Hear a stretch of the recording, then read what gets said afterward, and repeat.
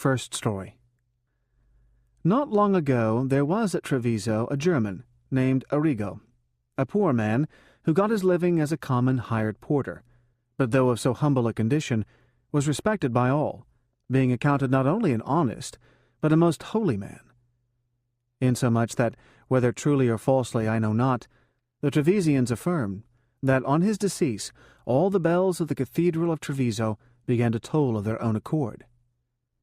Which being accounted a miracle, this Arrigo was generally reputed a saint. And all the people of the city gathered before the house where his body lay, and bore it, with the saint's honours, into the cathedral, and brought thither the halt, the paralytic, and blind, and others afflicted with disease or bodily defects, as hoping that by contact with this holy body they would all be healed. The people thus tumultuously thronging the church, it so chanced that there arrived in Treviso 3 of our own citizens, of whom one was named Stecchi, another Martellino, and a third Marchesi, all 3 being men whose habit it was to frequent the courts of the nobles and afford spectators amusement by assuming disguises and personating other men. Being entire strangers to the place, and seeing everybody running to and fro, they were much astonished, and having learned the why and wherefore, were curious to go see what was to be seen. So at the inn where they put up, Marchesi began, "We would fain go see this saint, but for my part I know not how we are to reach the spot. For I hear the piazza is full of Germans and other armed men posted there by the lord who rules here to prevent an uproar. And moreover the church, so far as one may learn, is so full of folk that scarce another soul may enter it." Whereupon Martellino, who was bent on seeing what was to be seen, said, "Let not this deter us. I will assuredly find a way of getting to the saint's body." "How?" rejoined Marchesi. "I will tell you," replied Martellino. "I will counterfeit a paralytic, and thou wilt support me on one side and Stecchi the other, as if I were not able to go alone. And so you will enter the church, making it appear as if you were leading me up to the body of the saint that he may heal me, and all that see will make way and give us free passage." Marchesi and Stecchi approved the plan, so all 3, forthwith, left the inn and repaired to a lonely place, where Martellino distorted his hands, his fingers, his arms, his legs, and also his mouth and eyes, and his entire face in a manner horrible to contemplate, so that no stranger that saw him could have doubted that he was impotent and paralyzed in every part of his body. In this guise, Marchesi and Stecchi laid hold of him, and led him towards the church, assuming a most piteous air, and humbly beseeching everybody for God's sake to make way for them. Their request was readily granted, and in short, observed by all, and, crying out at almost every step, "Make way! Make way!" they reached the place where St. Arrigo's body was laid. Whereupon some gentlemen who stood by hoisted Martellino on to the saint's body, that thereby he might receive the boon of health. There he lay still for a while, the eyes of all in the church being riveted upon him in expectation of the result.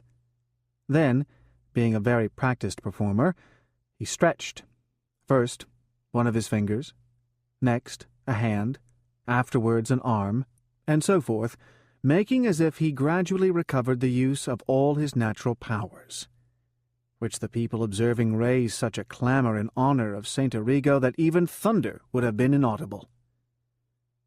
Now, it chanced that hard by stood a Florentine, who knew Martellino well, though he had failed to recognize him when, in such strange guise, he was led into the church.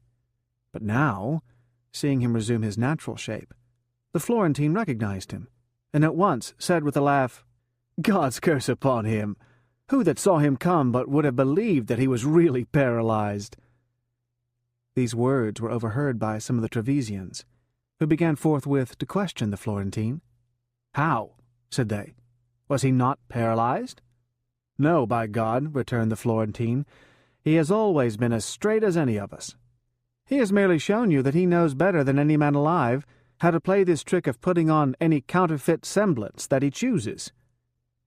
Thereupon the Trevisians, without further parley, made a rush, clearing the way and crying out as they went, "Seize this traitor who mocks at God and his saints! who, being no paralytic, has come hither in the guise of a paralytic to deride our patron saint and us?" So saying, they laid hands on him, dragged him down from where he stood, seized him by the hair, tore the clothes from his back, and fell to beating and kicking him, so that it seemed to him as if all the world were upon him. He cried out, "Pity, for God's sake!" and defended himself as best he could. All in vain, however. The press became thicker and thicker, moment by moment, which Stecchi and Marchese, observing, began to say to one another that 'twas a bad business.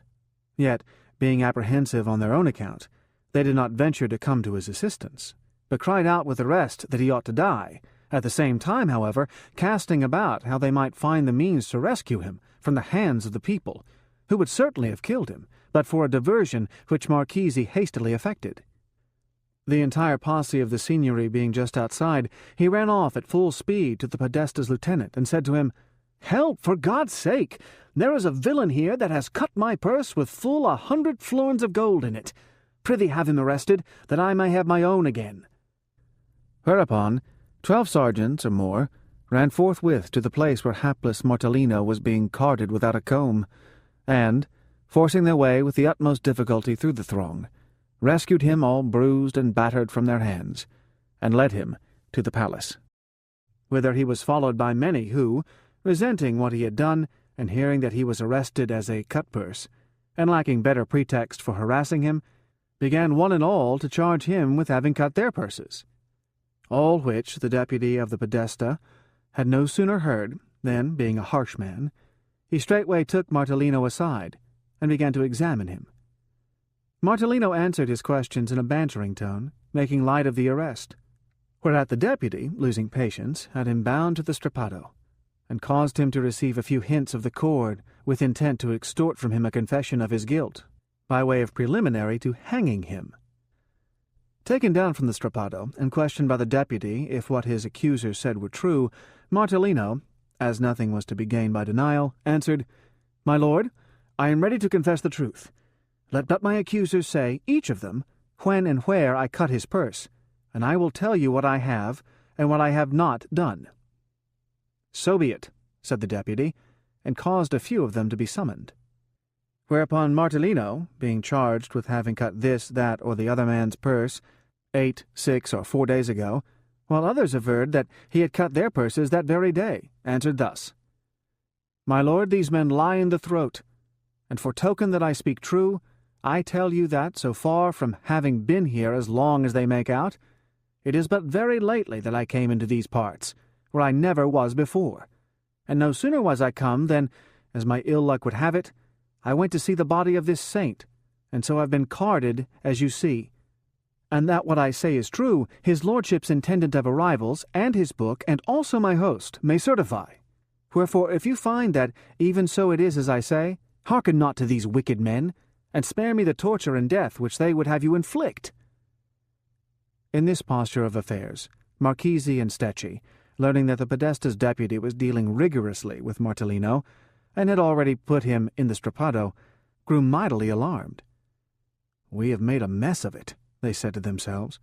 "We have only taken him out of the frying-pan, and tossed him into the fire." So, hurrying hither and thither, with the utmost zeal, they made diligent search until they found their host, and told him how matters stood.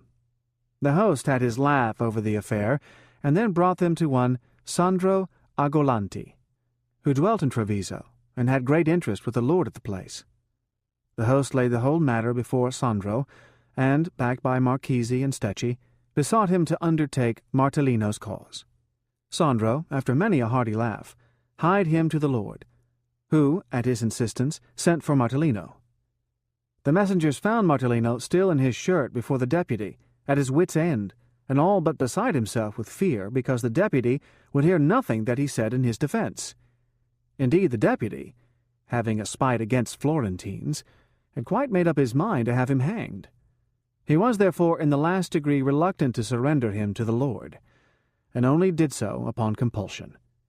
Brought at length before the lord, Martellino detailed to him the whole affair, and prayed him as the greatest of favours to let him depart in peace.